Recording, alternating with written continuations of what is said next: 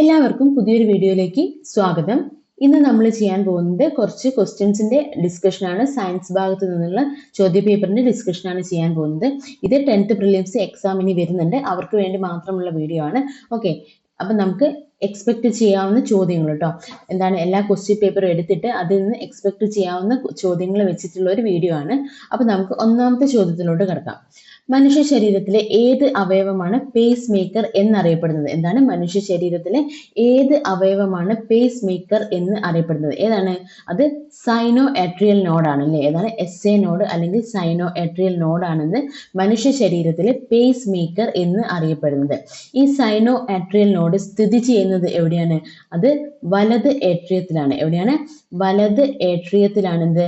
ഈ ഏട്രിയത്തിന്റെ ഭിത്തിയിലാണെന്ത്? സൈനോ atrial node സ്ഥിതി ചെയ്യുന്നത്. ഓക്കെ, എവിടെയാണെന്ന് ഓർത്ത് വെക്കുക. വലത് ഏട്രിയത്തിന്റെ ഭിത്തിയിലായിട്ടാണ് സൈനോ ആട്രിയൽ നോഡ് എന്ത് ചെയ്യുന്നത്? ആട്രിയൽ നോഡ് സ്ഥിതി ചെയ്യുന്നത്.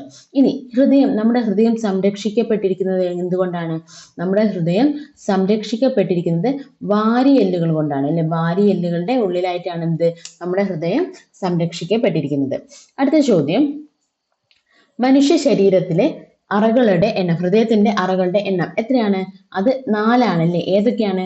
വലത് ഏട്രിയം, ഇടത് ഏട്രിയം, അതുപോലെ തന്നെ വലത് വെൻട്രിക്കിളും ഇടത് വെൻട്രിക്കിളും. അപ്പൊ 4 അറകളാണ് നമ്മുടെ മനുഷ്യ ശരീരത്തിന് ഉള്ളത്. അപ്പോൾ നമുക്ക് ഓരോ ജീവികളുടെയും കേസ് എങ്ങനെയാണെന്ന് നോക്കാം അല്ലെ? എന്തൊക്കെയാണ്? നമ്മുടെ ഇര അല്ലേ? ഇരയുടെ എത്രയാണ്? 5 ജോഡി പാർശ്വഹൃദയങ്ങളാണ് അല്ലെ? എത്രയാണ്? 5 ജോഡി പാർശ്വഹൃദയങ്ങളാണ് ഇതിന് നമ്മുടെ ഇരയ്ക്കുള്ളത്. പിന്നെന്താണ്? കൂറ അല്ലെ? ഇനി അതിന് എത്രയാണ്? ഏറ്റവും കൂടുതൽ അറകൾ ഉള്ളത് ഏതിനാണെന്ന് വെച്ചാൽ നമ്മുടെ കോക്രോച്ചിലെ കൂറ. എത്രയാണ്? 13 അറകളാണ് കേട്ടോ.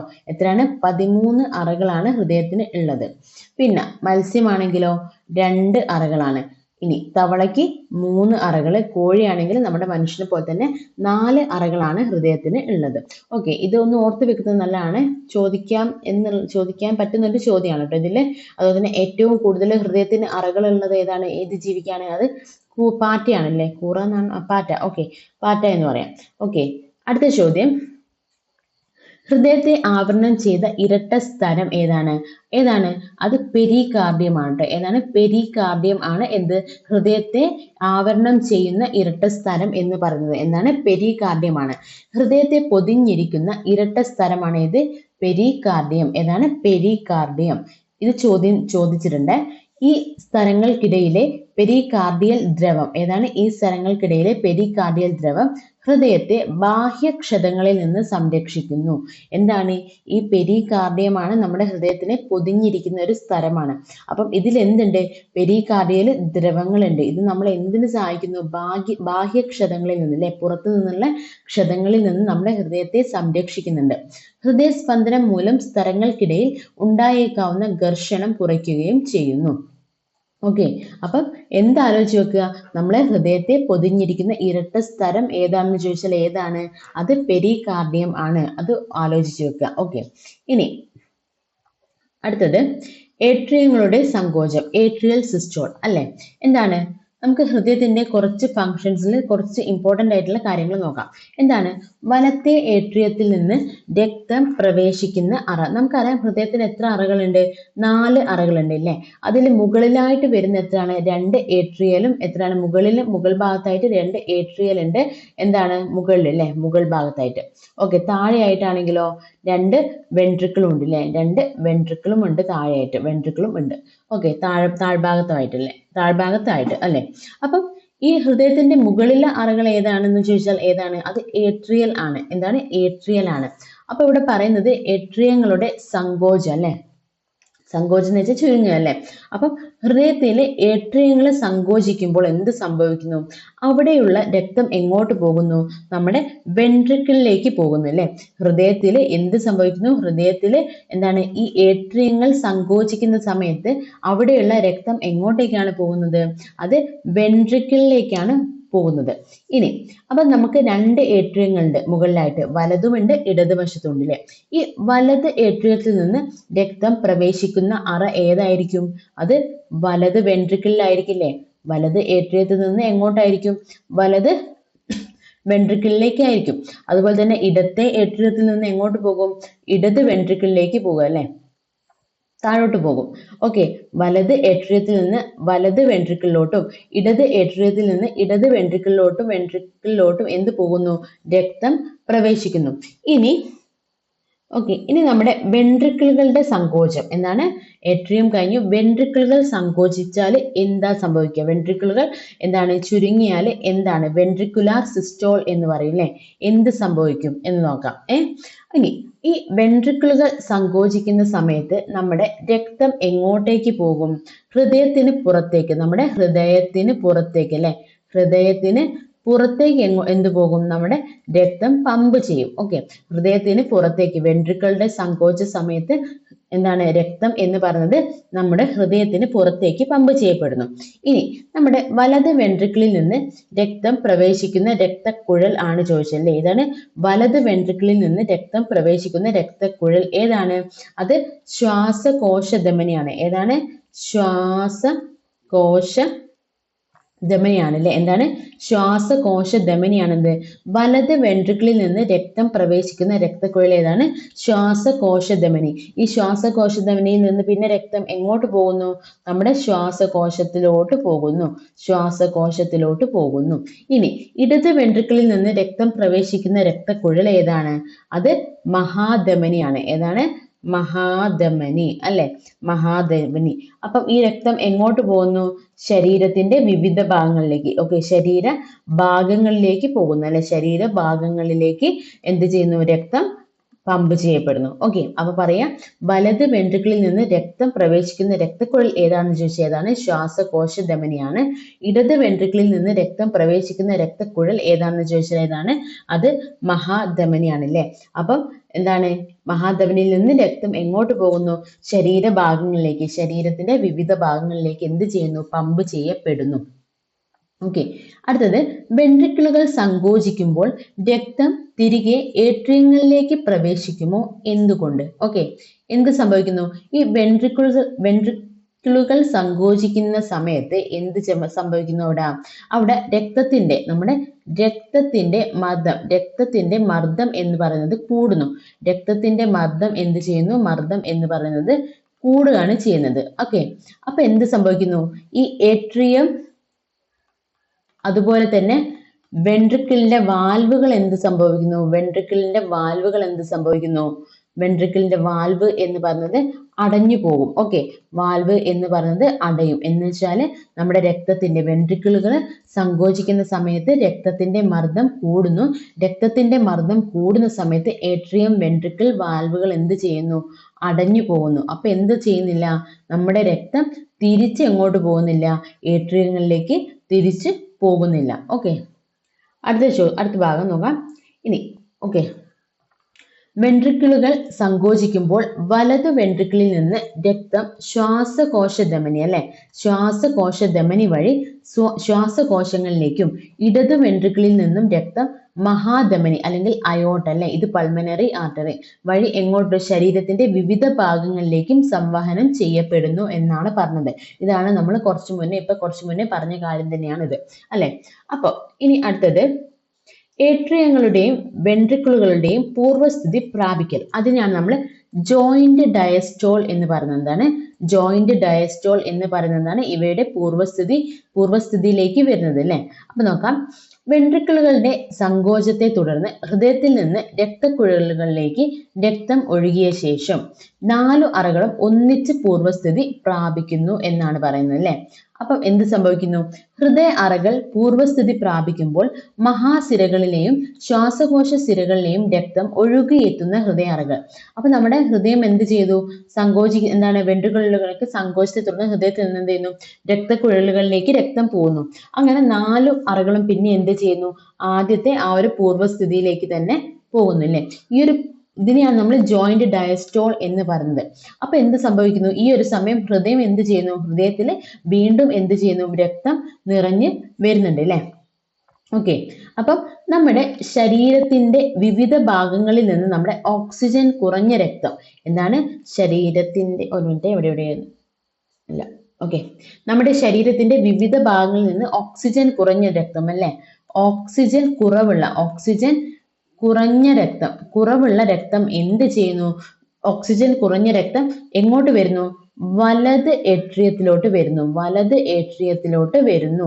ഓക്കെ, നമ്മുടെ ശരീരത്തിന്റെ വിവിധ ഭാഗങ്ങളിൽ നിന്നും ഓക്സിജൻ കുറഞ്ഞ രക്തം എങ്ങോട്ട് പോകുന്നു? വലത് ഏട്രിയത്തിലോട്ട് വരുന്നു. ഇനി ഏത് വഴിയാണ്?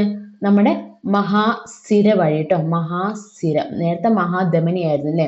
മഹാസിര വഴി എന്ത് ചെയ്യുന്നു? ഓക്സിജൻ കുറഞ്ഞ രക്തം വലത് ഏട്രിയത്തിലോട്ട് എത്തുന്നു. അതുപോലെ തന്നെ ശ്വാസകോശത്തിൽ നിന്ന് ഓക്സിജൻ എന്താണ്? കൂടുതലുള്ള രക്തം. ഓക്കെ, എഴുതാൻ സ്ഥലം. ഓക്കെ, ഇനി നമ്മുടെ ശ്വാസകോശത്തിൽ നിന്ന് എന്താണ്? ഓക്സിജൻ എന്ന് പറയുന്നത് കൂടുതൽ ഉള്ള രക്തം. ഓക്സിജൻ കൂടുതൽ ഉള്ള രക്തം എവിടേക്ക് പോകുന്നു? അത് ഇടത് ഏട്രിയത്തിൽ പോകുന്നു. എങ്ങോട്ട് പോകുന്നു? ഇടത് ഏട്രിയത്തിലോട്ട് പോകുന്നു. ഓക്കെ, ഇടത് ഏട്രിയോട്ടത്തിൽ എന്താണ് പോയി ഇടത് ഏട്രിയത്തിൽ പോകുന്നു. ഓക്കെ, അപ്പം ഏത് വഴിയാണ്? അത് ശ്വാസകോശ സിരയാണ്. എന്താണ്? ശ്വാസകോശ സിര വഴിയാണ്. ഇത് നമ്മൾ പിക്ചറൊക്കെ വെച്ചിട്ട് എക്സ്പ്ലെയിൻ ചെയ്യാൻ സമയമില്ല. നമുക്ക് SCRT സീരീസിന്റെ സമയത്ത് ഇതൊക്കെ ഒന്നും കൂടി എക്സ്പ്ലെയിൻ ചെയ്യാം കേട്ടോ. അപ്പം ശ്വാസകോശ സിര വഴിയാണെന്ത് എന്ത് ചെയ്യുന്നു? ഇടത് ഏട്രിയത്തിൽ എത്തുന്നു. ഇനി അപ്പം എന്ത് സംഭവിക്കുന്നു? ഈ ഹൃദയ അറകൾ പൂർവ്വസ്ഥിതി പ്രാപിക്കുമ്പോൾ മഹാസിരകളിലെയും ശ്വാസകോശ സിരകളിലെയും രക്തം ഒഴുകിയെത്തുന്ന ഹൃദയ അറകൾ ഏതൊക്കെയാണെന്ന് മനസ്സിലായോ? ഏതൊക്കെയാണ്? അത് വലത് ഏട്രിയമും അതുപോലെ തന്നെ ഇടത് ഏട്രിയവും ആണ്. ഏതാണ്? ഇടത് ഏട്രിയവും ആണ്. ഏതാണ്? ഇടത് ഏട്രിയവും ആണ്. ഓക്കെ, മനസ്സിലായല്ലോ? ഇത്രയാണ് എന്താണ് ജസ്റ്റ് ചെറിയൊരു നമ്മുടെ ഹൃദയത്തിന്റെ വർക്കിംഗ് എന്ന് പറയുന്നത് അല്ലെ. അപ്പം നമ്മുടെ ഓർത്തു വെക്കുക, ഈ ജോയിന്റ് ഡയസ്റ്റോൾ സമയത്ത് എന്ന് വെച്ചാൽ ഹൃദയം പൂർവ്വസ്ഥിതി പ്രാപിക്കുന്ന സമയത്ത് ഏട്രിയങ്ങളും അതുപോലെ വെൻട്രിക്കിളുകളും പൂർവ്വസ്ഥിതി പ്രാപിക്കുന്ന സമയത്ത് പറയുന്നതാണ് ജോയിന്റ് ഡയസ്റ്റോൾ എന്ന്. ഈ ഒരു സമയത്ത് വാൽവ് ഒക്കെ തുറന്നായിരിക്കും ഉണ്ടായിരിക്കുക. ഓക്കെ, ഈ ഒരു സമയത്ത് വാൾവ് എന്തായിരിക്കും? തുറന്നിട്ടായിരിക്കും ഉണ്ടായിരിക്കുക എന്ന് ഓർത്ത് വെക്കുക. ഓക്കെ, അപ്പൊ ഇത്രയും കാര്യം മനസ്സിലായെന്ന് വിചാരിക്കുന്നു. നമുക്ക് അടുത്ത ചോദ്യത്തിലോട്ട് പോവാം. സൂര്യപ്രകാശത്തിൽ നിന്നും ശരീരത്തിൽ സ്വയം നിർമ്മിക്കപ്പെടുന്ന ജീവകം അറിയാലോ. അത് ജീവകം D ആണ് അല്ലേ. വിറ്റാമിൻ D ആണ്. ഇനി നമുക്ക് വിറ്റാമിൻസിന്റെ കുറച്ച് കാര്യങ്ങൾ പെട്ടെന്ന് പറഞ്ഞിട്ട് പോവാം. ജലത്തിൽ ലയിക്കുന്ന ജീവകം ഏതൊക്കെയാണ്? നമ്മൾ ഒരുപാട് തവണ പറഞ്ഞാണ് എന്ത്? ബിയും സിയും. ഇനി കൊഴുപ്പിൽ ലയിക്കുന്നത് ഏതൊക്കെയാണ്? എയും ഡിയും ഇയും കെയും എന്തിൽ ലയിക്കുന്നതാണ്? നമ്മുടെ കൊഴുപ്പിൽ ലയിക്കുന്ന ജീവകങ്ങൾ ആണ്. ഓക്കെ, ഇനി ജീവകം എയുടെ രാസനാമം എന്ന് പറഞ്ഞ എന്താണ്? ജീവകം എയുടെ രാസനാമം ഓർത്തു വെക്കുക, റെറ്റിനോൾ. എന്താണ്? റെറ്റിനോൾ ആണ് എന്ത്? ജീവകം എയുടെ രാസനാമം. ഏതാണ്? റെറ്റിനോൾ. ഓർത്തു വെക്കുക, റെറ്റിനോൾ. കണ്ണിന്റെ ആരോഗ്യത്തിന് അത്യാവശ്യമായ ജീവകം ഏതാണെന്ന് ചോദിച്ചാലും ഏതാണ്? ജീവകം എ ആണല്ലേ. വൈറ്റമിൻ എ ആണെന്ത്? കണ്ണിന്റെ ആരോഗ്യത്തിന് അത്യാവശ്യം വേണ്ടത്. ഇനി ജീവകം എയുടെ കുറവ് മൂലം ഉണ്ടാകുന്ന രോഗങ്ങൾ ഏതൊക്കെ എന്നാണ് ചോദ്യം. ഏതൊക്കെയാണ്? നമുക്ക് അറിയുന്ന ഒന്നാണ് നിശാന്തത അല്ലെ. എന്താണ്? നിശാന്തത. പിന്നെ സിറോഫ്താൽമിയ. രോഗങ്ങൾ ഓർത്ത് വെക്കുക. നിശാന്തത അതുപോലെ തന്നെ സിറോഫ്താൽമിയ. ഏതാണ്? നിശാന്തത അതുപോലെ തന്നെ സിറോഫ്താൽമിയ എന്ന് പറഞ്ഞ ഈ രണ്ട് രോഗങ്ങളും ജീവകം എയുടെ അപര്യാപ്തത മൂലം ഉണ്ടാകുന്ന രോഗങ്ങളാണ്. ഓക്കെ, അടുത്തത് ജീവകം. ഓക്കെ, ഇത് ജീവകം സി ആണ്. ജീവകം സിയുടെ രാസനാമം എല്ലാവർക്കും അറിയാലോ. അത് അസ്കോർബിക് ആസിഡ് ആണ്. ഏതാണ്? അസ്കോർബിക് ആസിഡ് ആണ്. അസ്കോർബിക് ആസിഡ് ആണ് എന്ത്? ജീവകം സിയുടെ രാസനാമം അസ്കോർബിക് ആസിഡ്. ആഹാര പദാർത്ഥങ്ങൾ ചൂടാക്കുന്നതിലൂടെ നഷ്ടപ്പെടുന്ന ജീവകം ചോദിച്ചാലും എന്ത് തന്നെയാണ്?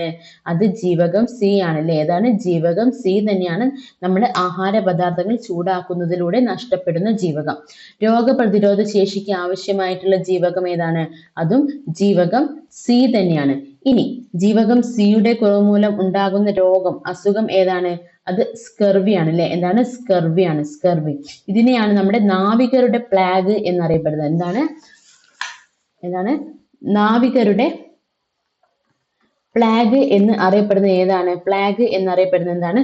സ്കർവി ആണ് കേട്ടോ. ഏതാണ്? സ്കർവി ആണ് നാവികരുടെ പ്ലാഗ് എന്ന് അറിയപ്പെടുന്ന അസുഖം. അടുത്ത ചോദ്യം, ജീവകം ഡിയുടെ രാസനാമം ഏതാണ്? അത് കാൽസിഫെറോൾ. ഏതാണ്? കാൽസിഫെറോൾ ആണ് എന്ത് ജീവകം ഡിയുടെ രാസനാമം. ഏതാണ്? കാൽസിഫെറോൾ. സൂര്യപ്രകാശത്തിലൂടെ ലഭിക്കുന്ന ജീവകം ഏതാണ്? അത് ജീവകം ഡി ആണ്. ഇനി ശരീരത്തിലെ കാൽസ്യത്തിന്റെ ആഗിരണത്തെ ഉത്തേജിപ്പിക്കുന്ന ജീവകം ചോദിച്ചാലും എന്ത് തന്നെയാണ്? അത് ജീവകം ഡി തന്നെയാണ്. ഇനി ഈ ജീവകം ഡിക്ക് രണ്ട് ഫോം ഉണ്ട് അല്ലെ? ഏതൊക്കെയാണത്? D2 ഉണ്ട്, അതുപോലെ തന്നെ D3 ഉണ്ട് അല്ലെ? ഈ D2 എന്ന് പറയുന്നത് ഏതാണ്? എർഗോസ്റ്റീറോൾ. ഏതാണ്? എർഗോസ്റ്റീറോൾ ആണ് എന്ത്? സ്റ്റീറോൾ ആണിത് ജീവകം D2ന്റെ എന്താണ് ഒരു രൂപം എന്ന് പറഞ്ഞത്. ഇനി D3 ആണെങ്കിലോ അത്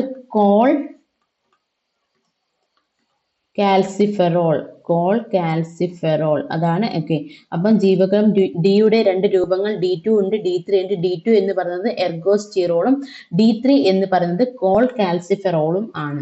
ഓക്കെ, ഇനി ജീവകം ഡിയുടെ കുറവ് മൂലം ഉണ്ടാകുന്ന രോഗങ്ങൾ ഏതൊക്കെയാണ്? അത് നമുക്കറിയാം, റിക്കറ്റ്സ് അല്ലേ? ഏതാണ്? റിക്കറ്റ്സ് അല്ലെങ്കിൽ നമുക്ക് കണ എന്ന് പറയാം അല്ലെ? കണ. ഓക്കെ, പിന്നെ ഏതാണ്? ഓസ്റ്റിയോമെലാസിയ. ഏതാണ്?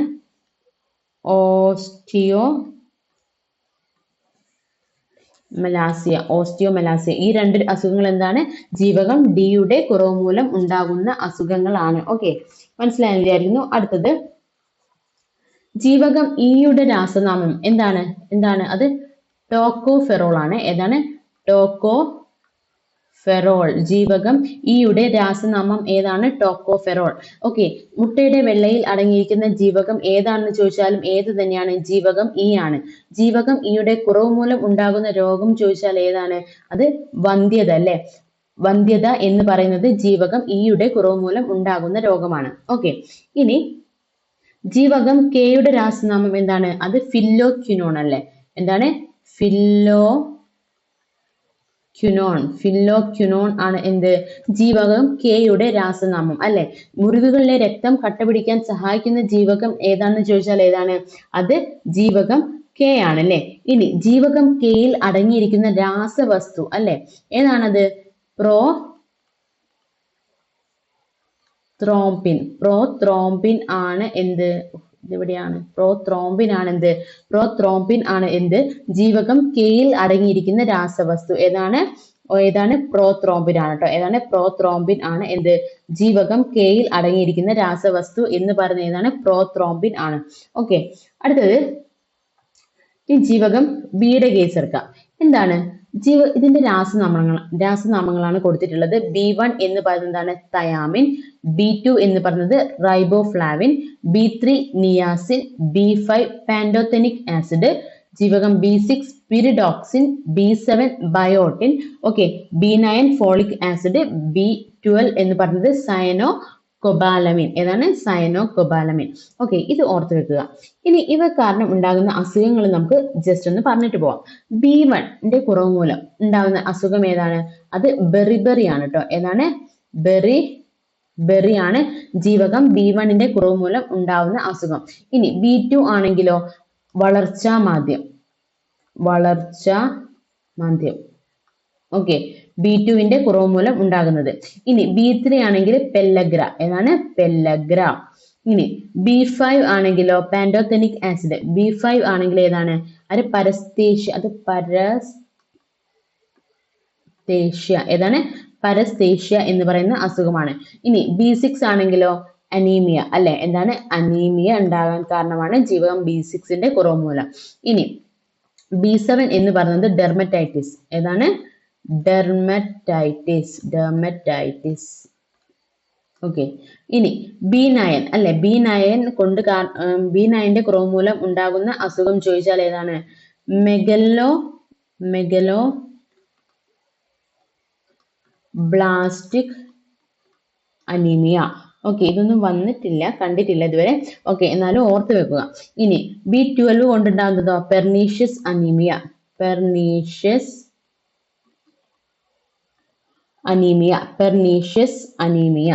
ഇനി ഓർത്തു വെക്കുക. അതുപോലെ തന്നെ ജീവകം ജി എന്നറിയപ്പെടുന്നത്, വൈറ്റമിൻ ജി എന്ന് അറിയപ്പെടുന്നത് ഏതാണ്? അത് ജീവകം B12 2 ആണ്. എത്രയാണ്? ജീവകം G എന്നറിയപ്പെടുന്നത് ജീവകം B2 ആണ്. അങ്ങനെയാണെങ്കിൽ ജീവകം H എന്നറിയപ്പെടുന്നത് ഏതാണ്? അത് B7 ആണ്. ജീവകം H എന്നറിയപ്പെടുന്നത് B7 ആണ്. ഈ B7 ആണ് നമ്മൾ എലിസ ടെസ്റ്റിൽ ഉപയോഗിക്കുന്നത്. എലിസ ടെസ്റ്റിൽ ഉപയോഗിക്കുന്നുണ്ട് കേട്ടോ. ഓക്കെ, എലിസ ടെസ്റ്റിൽ ഉപയോഗിക്കുന്നുണ്ട്. ഓക്കെ, ഇനി നമ്മുടെ കൊബാൾട്ട് അടങ്ങിയ ജീവകം ഏതാണ്? കൊബാൾട്ട് അടങ്ങിയ ജീവകം അത് ജീവകം B12 ആണ്. ഓക്കെ, ഏതാണ്? ജീവകം B12 ആണ് എന്ത്? കൊബാൾട്ട് അടങ്ങിയ ജീവകം എന്ന് പറയുന്നത്. ഇനി ജീവകം PP, വിറ്റാമിൻ PP എന്ന് പറഞ്ഞ എന്താണ്? PP. Okay, okay, vitamin PP എന്നറിയപ്പെടുന്നത് എന്താണ്? അത് ജീവകം B3 ആണ് ട്ടോ. എത്രയാണ്? ജീവകം B3 ആണ്. എന്താണ് ഈ PP എന്ന് പറഞ്ഞാൽ? പെല്ലഗ്ര പ്രിവെൻഷൻ എന്നാണ്. പെല്ലഗ്ര പ്രിവെൻഷൻ എന്നാണ്.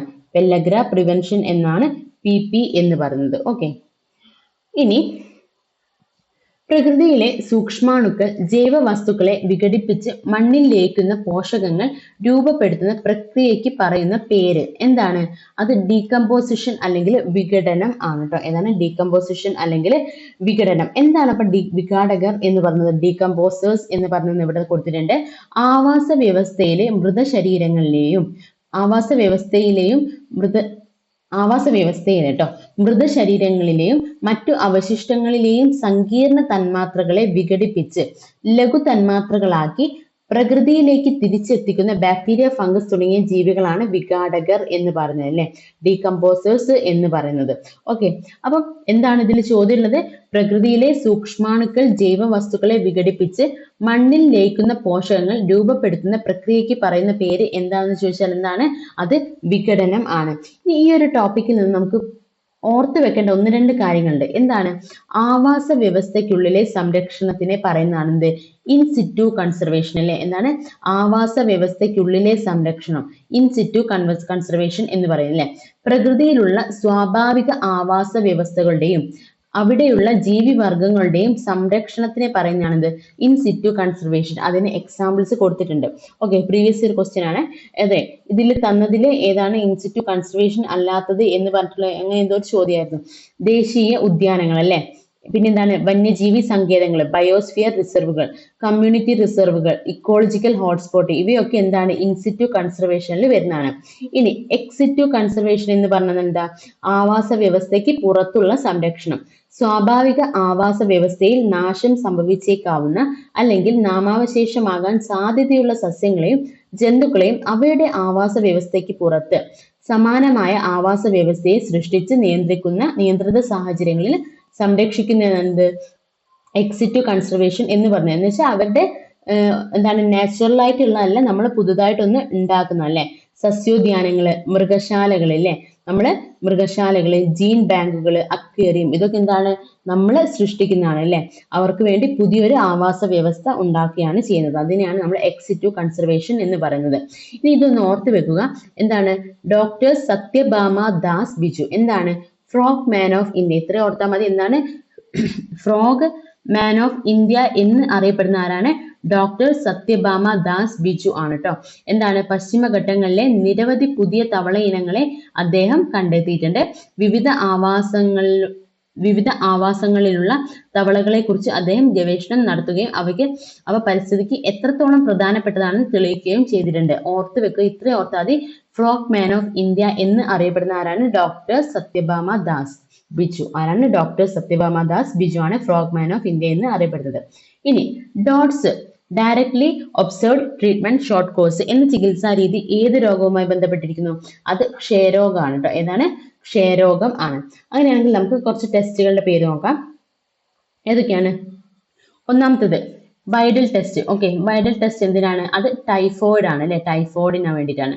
ടൈഫോയിഡ് വൈഡൽ ടെസ്റ്റ് ഉപയോഗിക്കുന്നത് ടൈഫോയിഡ് കണ്ടെത്താൻ വേണ്ടിയിട്ട്.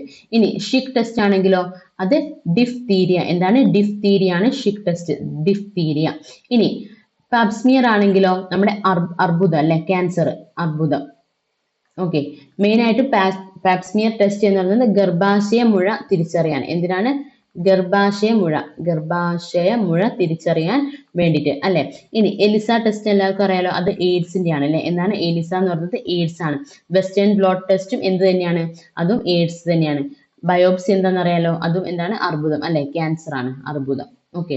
ഇനി മാമോഗ്രഫി എന്ന് പറഞ്ഞ എന്താണ്? അത് സ്തനാർബുദം അല്ലെ? സ്തനാർബുദം ആണ്. അത് തിരിച്ചറിയാൻ വേണ്ടിയിട്ടുള്ളതാണ് മാമോഗ്രഫി എന്ന് പറയുന്നത്. ഇനി ഇഷിഹാര ടെസ്റ്റ് എന്ന് പറയുന്നത് വർണ്ണാന്തത അറിയാൻ വേണ്ടിട്ട് അല്ലെ, വർണ്ണാന്തത തിരിച്ചറിയാൻ വേണ്ടിട്ട് അല്ലെ.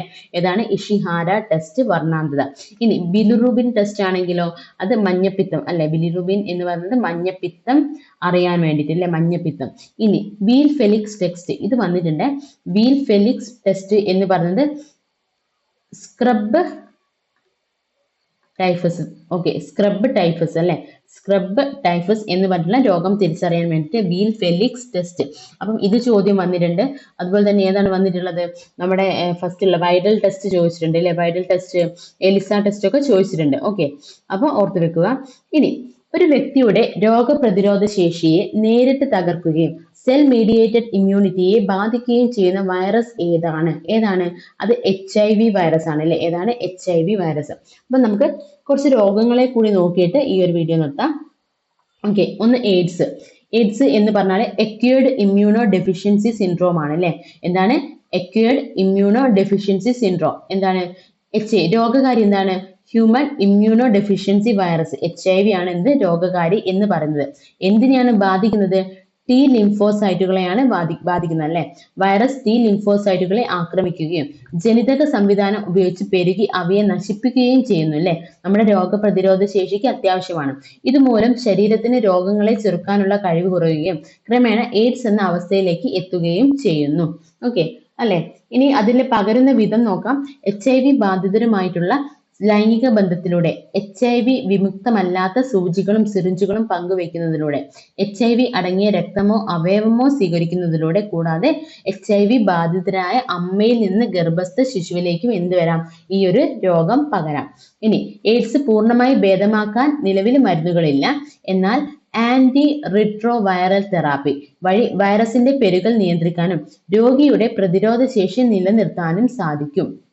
ഓക്കെ, പൂർണ്ണമായിട്ട് ഭേദമാക്കാൻ കഴിയില്ല. പകരം എന്തുണ്ട്? നമുക്ക് ഈ വൈറസിന്റെ പെരുകളൊക്കെ ഒന്ന് കുറച്ചിട്ട് നമ്മുടെ രോഗപ്രതിരോധ ശേഷി നിലനിർത്താൻ വേണ്ടിയിട്ട് ആന്റി റിട്രോ വൈറൽ തെറാപ്പി ചെയ്താൽ മതി അല്ലെ.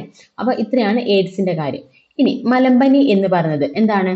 പ്ലാസ്മോഡിയം പ്രോട്ടോസോവൽ ഡിസീസ് ആണ്. പ്ലാസ്മോഡിയം എന്ന പ്രോട്ടോസോവയാണ് രോഗകാരി അല്ലെ. എന്താണ്? പ്ലാസ്മോഡിയം. എന്താണ് പരത്തുന്നത്? അത് അനോഫിലിസ് പെൺകൊതുകുകളാണ് ഈ ഒരു അസുഖം ഒരാളിൽ നിന്ന് മറ്റൊരാളിലേക്ക് എത്തുന്നത്. ഏതാണ്? അനോഫിലിസ് പെൺകൊതുകുകളാണ് എത്തിക്കുന്നത് അല്ലെ. നമ്മുടെ പ്ലാസ്മോഡിയം എന്ന് പറഞ്ഞാൽ നമ്മുടെ ശരീരത്തിൽ എത്തുന്നു, പെരുകുന്നു, ചുവന്ന രക്തകോശങ്ങളെ നശിപ്പിക്കുകയാണ് എന്ത് ചെയ്യുന്നത്? ഈ ഒരു കൊതുകുകളിലൂടെ പകരുന്ന ഈ പ്ലാസ്മോഡിയം എന്ന് പറഞ്ഞിട്ടുള്ള പ്രോട്ടോസോവ കാരണം ഉണ്ടാവുന്നത്. ഇനി ഇടവിട്ടുള്ള പനി, കുളിരും വിറയലും, തലവേദന, ഛർദി, പേശിവേദന, ശരീരവേദന, ക്ഷീണം എന്നിവയാണ് ലക്ഷണങ്ങൾ. ആന്റി മലേറിയൽ മരുന്നുകളാണ് ചികിത്സയ്ക്ക് ഉപയോഗിക്കുന്നത്. ഓക്കെ, അപ്പോൾ ഓർത്തു വെക്കുക, പ്ലാസ്മോഡിയം ഒരു പ്രോട്ടോസോവൽ ഡിസീസ് ആണ്, നമ്മുടെ മലേറിയ രോഗം എന്ന് പറഞ്ഞത് അല്ലെ. അടുത്തത് അമീബിക് മസ്തിഷ്ക ജ്വരം. അത് എന്തായാലും ഓർത്തു വെക്കട്ടെ. ഇപ്പൊ എന്താണ് കൂടുതലായിട്ട് പോകുന്നതാണ്. അമീബിക് മസ്തിഷ്ക ജ്വരം എന്ന് പറയുന്നത് അതിന് കാരണമായിട്ടുള്ള അമീബ ഏതാണ്? Naegleria fowleri. ഏതാണ്? നെഗ്ലേരിയ ഫൗലറി എന്ന് പറഞ്ഞിട്ട് അമീബയാണ് എന്തിന് കാരണം? അമീബിക് മസ്തിഷ്ക ജ്വരത്തിന് കാരണം അല്ലെ. കെട്ടിക്കിടക്കുന്നതും ചൂടുള്ളതുമായ ശുദ്ധജലത്തിലാണ് ഇവ പ്രധാനമായും കാണപ്പെടുന്നത്. മലിനമായ വെള്ളം മൂക്കിലെത്തുമ്പോൾ അവിടെ നിന്ന് രോഗാണുക്കൾ തലച്ചോറിലേക്ക് കടക്കുകയും അണുബാധ ഉണ്ടാക്കുകയും ചെയ്യുന്നു എന്നാണ് പറയുന്നത്. ഏതാണ്? അമീബിക് മസ്തിഷ്ക ജ്വരം. ഏതാണ്? പേര് ഓർത്തു വെക്കുക, നെഗ്ലേരിയ ഫൗലറി. ഇനി മന്താണെങ്കിലോ, മന്തിന് കാരണം എന്താണ്? ഫൈലേറിയൽ വിരകളാണ് അല്ലെ. രോഗകാരി എന്ന് പറയുന്നത് ഫൈലേറിയൽ വിരകളാണ്. ലിംഫ് വാഹികളിൽ തങ്ങി നിന്ന് ലിംഫിന്റെ സാധാരണ ഒഴുക്കിനെ തടസ്സപ്പെടുത്തുന്നതിലാണ് മന്ത് രോഗം ഉണ്ടാകുന്നത്. എന്താണ് പരത്തുന്നത്? ക്യൂലെക്സ് കൊതുകുകൾ കേട്ടോ. ഏതാണ്? ക്യൂലെക്സ് പെൺകൊതുകുകളാണ് ഈ രോഗാണുക്കളെ ഒരാളിൽ നിന്ന് മറ്റൊരാളിലേക്ക് എത്തിക്കുന്നത്. കൊതുക് കടിക്കുമ്പോൾ വിരകളുടെ ലാർവകൾ ശരീരത്തിൽ പ്രവേശിച്ച് വളരുകയും ലിംഫ് വാഹികളിൽ എത്തി അവിടെ തങ്ങി നിൽക്കുകയും ചെയ്യുന്നു.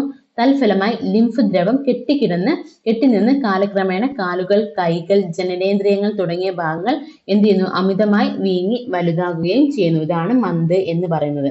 ഇനി നമുക്ക് എന്താണ്? Sickle cell anaemia. എന്താണ്? ഹീമോഗ്ലോബിൻ ഉൽപാദനത്തെ നിയന്ത്രിക്കുന്ന ജീനിന്റെ തകരാറ് അല്ലെ. സിക്കിൾ സെൽ അനീമിയ അതാണ് കാരണം. ഹീമോഗ്ലോബിൻ ഉൽപാദനത്തെ നിയന്ത്രിക്കുന്ന ജീനിന്റെ തകരാറ് കാരണമാണ് എന്ത്? സിക്കിൾ സെൽ അനീമിയ വരുന്നത്. ചുവന്ന രക്തകോശങ്ങൾ അരിവാൾ ആകൃതിയിൽ ആകുന്നു. എന്താണ്? രക്തകോശങ്ങൾ എങ്ങോട്ട് മാറുന്നു? അരിവാൾ, ഇതുപോലെ അരിവാൾ ആകൃതിയിലേക്ക് മാറുന്നു. ഓക്കെ. ചുവന്ന രക്തകോശങ്ങളുടെ ഓക്സിജൻ വാഹക ശേഷി അങ്ങനെ എന്ത് ചെയ്യുന്നു? കുറയുന്നു.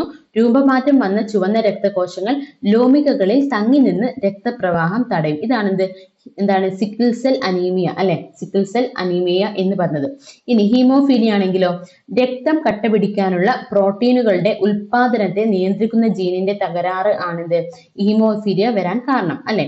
രക്തം കട്ടപിടിക്കാൻ സഹായിക്കുന്ന പ്രോട്ടീനിന്റെ അഭാവം ചെറിയ മുറിവുകളിൽ നിന്ന് പോലും അമിത രക്തസ്രാവം. ഹീമോഫീലിയ ഉള്ളവർക്ക് ഒരു മുറിവ് പറ്റിയാൽ എന്ത് ചെയ്യില്ല? ഈ രക്തം ഇങ്ങനെ പോയിക്കൊണ്ടേയിരിക്കും അല്ലെ? രക്തം പോയിക്കൊണ്ടേയിരിക്കും, അത് കട്ട പിടിക്കാതെ രക്തം പോയിക്കൊണ്ടേയിരിക്കും. അതാണ് ഹീമോഫീലിയ എന്ന് പറഞ്ഞ അസുഖം തന്നെ അല്ലെ? മനസ്സിലായല്ലോ? ഓക്കെ. അടുത്തത് നോക്കിക്കോ, നമ്മളിപ്പോ പറഞ്ഞ രോഗങ്ങൾ തന്നെ അതിൽ ജീവിതശൈലി രോഗങ്ങൾ ഏതൊക്കെയായിരുന്നു? നമ്മൾ പ്രമേഹം, അമിത രക്തസമ്മർദ്ദം എന്ന് പറയുന്നതാണ് ജീവിതശൈലി രോഗങ്ങളാണ്. തൊഴിൽജന്യ രോഗങ്ങളോ, അത് സിലിക്കോസിസ്. ഓർത്തു വെക്കുക, തൊഴിൽജന്യ രോഗമാണ് സിലിക്കോസിസ്. സ്വയം പ്രതിരോധ വൈകല്യം, റുമറ്റോയിഡ് ആർത്രൈറ്റിസ്, പോഷണ വൈകല്യങ്ങൾ, അനീമിയ അല്ലെ? ഇതൊക്കെ ഓർത്തു വെക്കുക കേട്ടോ. ഓക്കെ. ഇത്രയാണ് നമ്മുടെ ഇന്നത്തെ ഈ ഒരു ക്ലാസ്. നമുക്ക് അടുത്തത് ബാക്കി ചോദ്യങ്ങൾ, സയൻസിലെ ബാക്കി ചോദ്യങ്ങൾ തന്നെ കംപ്ലീറ്റ് ചെയ്യാം അല്ലെ? ഓക്കെ. അപ്പം ഇന്നത്തെ ക്ലാസ് ഇത്രയേ ഉള്ളൂ. Thank you.